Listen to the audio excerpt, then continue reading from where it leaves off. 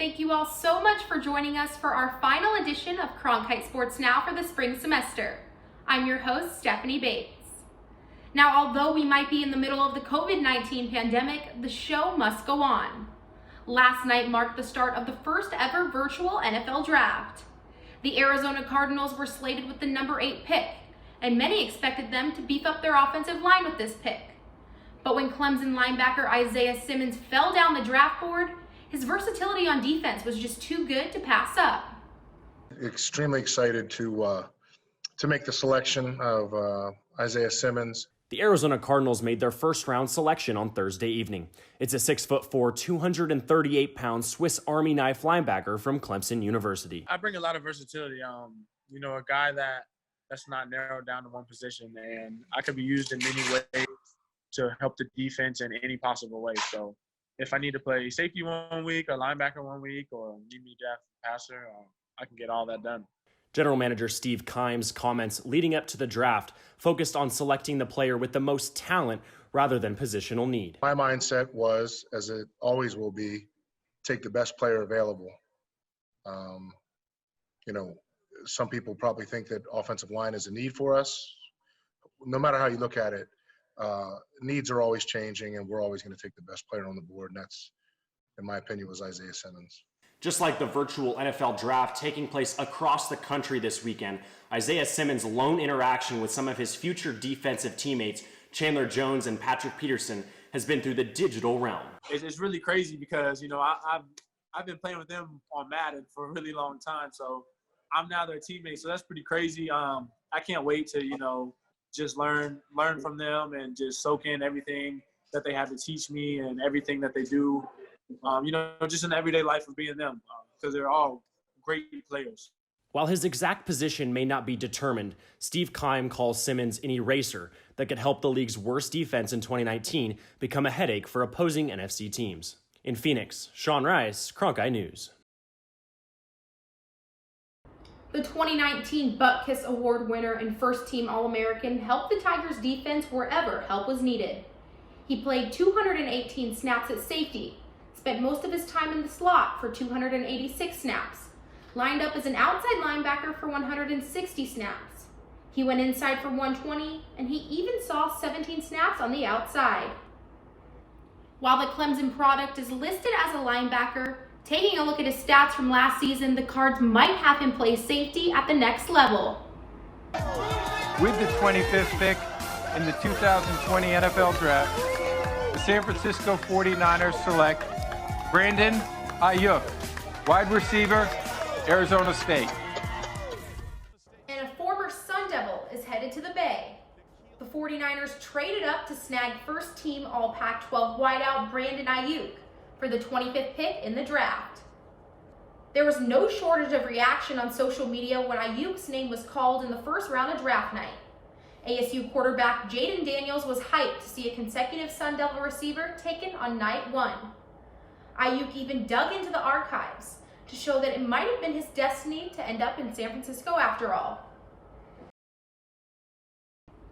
While all first-round picks don't necessarily pan out, the Cardinals were fortunate enough to take this all-time great with the 3rd pick in the 2004 NFL Draft.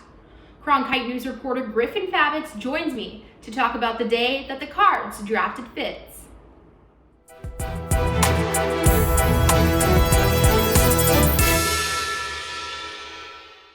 Well, Griffin, thank you so much for joining us today. Yeah, thank you so much for having me. So as you know, the first round of the NFL Draft started last night. Take us back to the 2004 NFL Draft. Yeah, so in 2004, the Cardinals are sitting with the number 3 pick. And the belief amongst head coach Dennis Green and general manager Rod Graves is that it was going to be a stretch if Larry Fitzgerald fell to number 3. And I talked to Larry Fitzgerald Sr.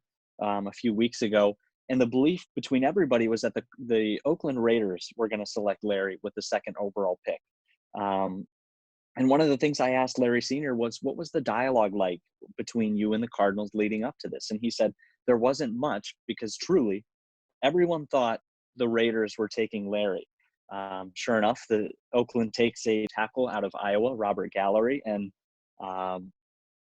he's right there for the Cardinals to take. And it was he was too good to pass up, and no one really believed that Larry Fitzgerald was going to be there at number 3. He was that highly coveted, and so the Cardinals were thrilled that he fell into their laps. So who were the Cards looking to draft? Like, what position were they looking to fill that year? Yeah, that's something that's kind of interesting because it really feels like, again, the Raiders, it looked like the Raiders were a lock to take Larry Fitzgerald. So when that doesn't happen, the Cardinals kind of ditched their plans and said, this is the best guy available right now, and this is who we're going to take.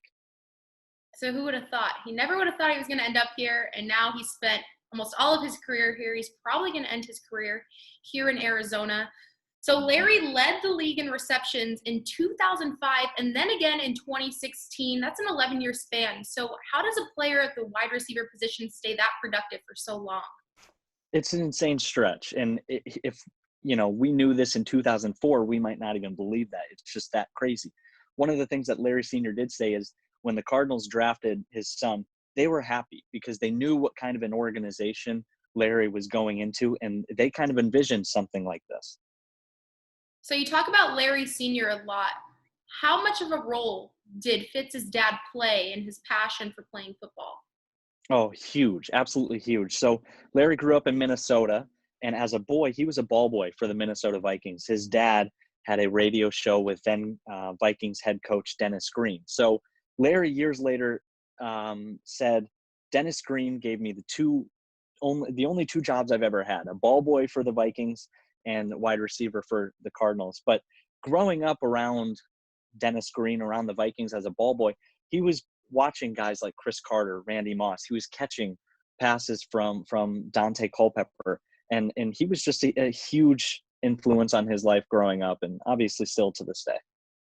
So Fitz is 36 years old now. How long do you think he has left in the league, and will he be ending his NFL career with the Cards? This is something we've all kind of debated the last few years, right? He re-signed a 1-year deal in January. So, we're not sure if this is his last year, if he's going to just keep stringing 1-year deals with the Cardinals until he ultimately calls it quits. But, this is just an insane stretch that he's on, and appreciate it while we can. Well, thank you, Griffin. To check out the rest of Griffin's story, head on over to the cronkitenews.azpps.org under the sports tab. Thank you. Thank you so much. For those of you going stir crazy indoors, don't fret because golf might save you. Arizona Governor Doug Ducey has allowed golf courses to stay open during the stay-at-home order. Cronkite News reporter Bree Peters has more on what the golf industry is doing to encourage social distancing. Springtime brings many travelers to the plush greens of an Arizona golf course. Luckily for them, Governor Ducey named it an essential industry during the COVID-19 pandemic. As long as people are smart about what they're doing, golf is not a problem. Our golf league is pretty vibrant. We've only had 2 cancellations from golf courses. In order for golf courses to remain open, they must follow rules encouraging social distancing. We've implemented the ability to prepay for a round of golf so they don't have to come into the clubhouse at all if they don't want to. They're carrying their own bags. We're trying to not touch the same things that our customers touch. Golf can be a socially distanced sport, but even with more restrictions in place, there are still some that are urging the governor to shut down the courses. Those people don't understand how golf is played and what the game's about. They think people go out and they're avoiding the social distancing when in fact on a golf course, it's very much in place and that's the norm rather than the exception. There are 347 golf courses in the state, but according to Gowan, 30 to 40% of those courses are at risk of closing due to revenue loss caused by coronavirus. By allowing golf courses to remain open, Governor Ducey is allowing those 17,000 in the golf industry to still have a job. We're also concerned about keeping our people employed so that they don't have a burden or a hardship that's caused by not having a job or by having their job disappear. As for now, golf remains par for the course here in Arizona. I'm Bree Peters, Cronkite News. To read what steps golf is taking to encourage social distancing, head on over to www.azgolf.org. Well, that's a wrap for this semester. On behalf of all of us here at Cronkite Sports Now, a few of us would like to send you off with a thank you. We want to say thank you for sticking with us all semester long. Even when our format changed and we went remote. All of us here at Cronkite Sports Now are thankful for your viewership. And we'll catch you back here in the summer for more Cronkite Sports Now content. Stay safe and healthy.